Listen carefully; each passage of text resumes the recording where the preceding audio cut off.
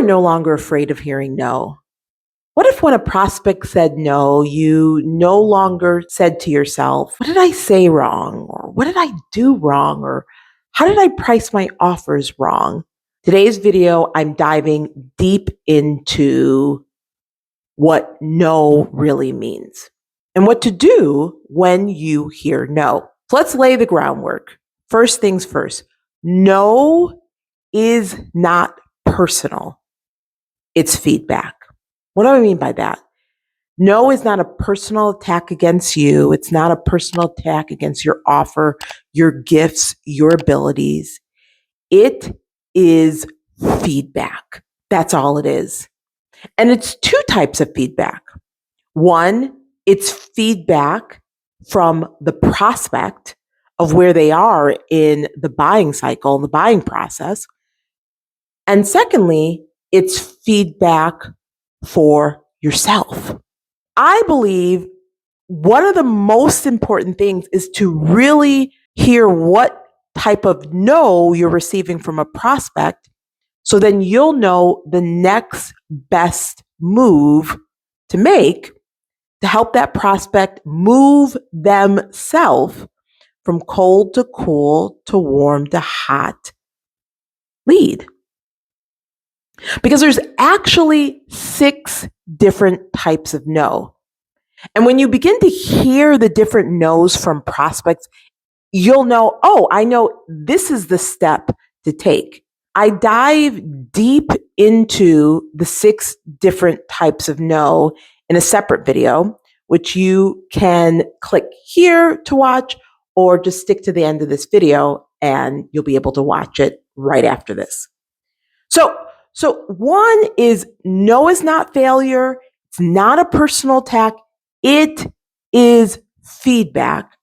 And it's feedback from the prospect, because oftentimes what happens, depending on where the prospect is, it's they just don't have enough information, or they aren't ready to pick up what you're to lay down. I remember years ago, I was speaking at an event of women entrepreneurs, and I met someone there and I shared that I had a VIP day. They were super excited about being a part of that.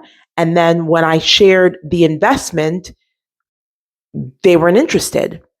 And I didn't get more information on why they weren't interested. They just weren't interested. But they remained on my list. And a few years down the road, when I presented opportunity again to have another VIP day, they said yes. And when they had that VIP day, I asked them, what made you say yes now? Because back then I thought, oh, I priced it wrong. I presented it wrong. I positioned it wrong. I was just thinking, what did I do wrong? What did I say wrong?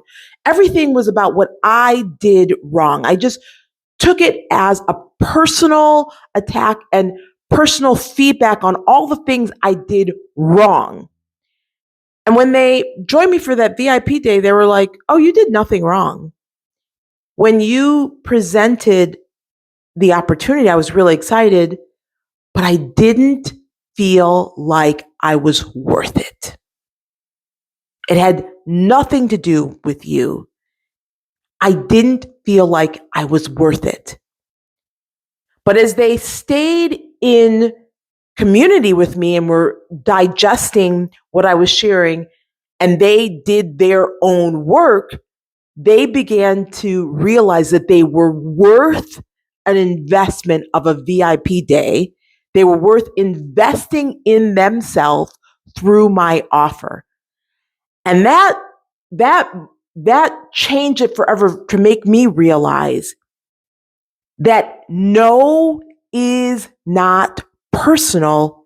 It is clearly feedback. So I really want you to remember that no's are a good thing. Because if you're not getting no's, chances are your fees are not high enough. Yeah, I said it. Chances are your fees are not high enough. And I'm talking specifically about fees because this is our Raising Your Fees series, and we're diving into what you may be afraid of. I'm afraid of hearing no. I remember there's a book, I believe it's The Prosperous Coach, and it says, yeses live in the land of no's. So if you want to get that yes, you're going to hear no's. Have you ever noticed that those who are making the highest, achieving the highest level in any, field, they've gotten the most no's, right? We know that Michael Jordan missed more shots than he made. The same is true for sales. The people who have gotten the more no's and have learned that no is not personal are making the most money and having the most impact and influence on people's lives. So the second part internally, when we look at feedback and we look at, like, instead of saying, what could I have said differently? What could I have done differently? Because there's always room to grow. There's always room to improve. But what I found, the better question to ask yourself, the more excellent question to ask yourself is, am I detached from that result? Like when I heard no, was I unbothered? Was I unmoved? Was I unattached to that no? Because when you're detached from your results, you actually attract more clients. When you're so attached to getting a yes and having someone buy from you, that needy energy is felt through your email, through your DM, through your video, whether you realize it or not.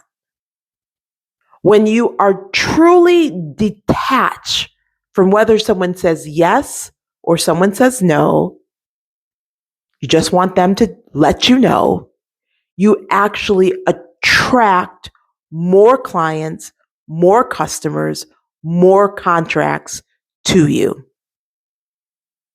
And I believe when you are detached, you really are living out the scriptures when it says, one plants, one water, God does the increase. So you're detached from the result and you're focused on developing the skills, knowing that you can always improve, you can always grow. So I have been diving deep into NBA videos. I watched the Alvin Iverson movie on Amazon Prime and had to consume more AI videos on YouTube, and there we go. And one thing that has been said about Kobe Bryant is that he just practiced and developed his skill and that actually he wasn't the most talented. He was just the most dedicated on developing his skill. What would be possible for you if you focused on developing positioning skills and pricing strategies and presentation skills, and we're detached to the sales results and truly left it to God, how much more money might you make? How many more opportunities might you create for yourself? What level of impact might you have? And what level of inner peace might you experience? So embrace no's, knowing that no is not personal. It's not a sign of failure. It is feedback. Feedback on, am I detached? Am I trying to control a situation? Or am I focusing on remaining detached to the result and focus to the skill development and the skill delivery? When I hear no, am I attuning my ears to what type of no did I just receive from the client? And how can I best serve them at this stage of their journey based on the no that I received? Let me tell you the amount of freedom you'll experience when you start looking at no's and responding to no's differently. And let me share something with you. Here's what I've learned. As someone who used to struggle with saying no, it's AI said in the video, I didn't know that no was you know, in the vocabulary.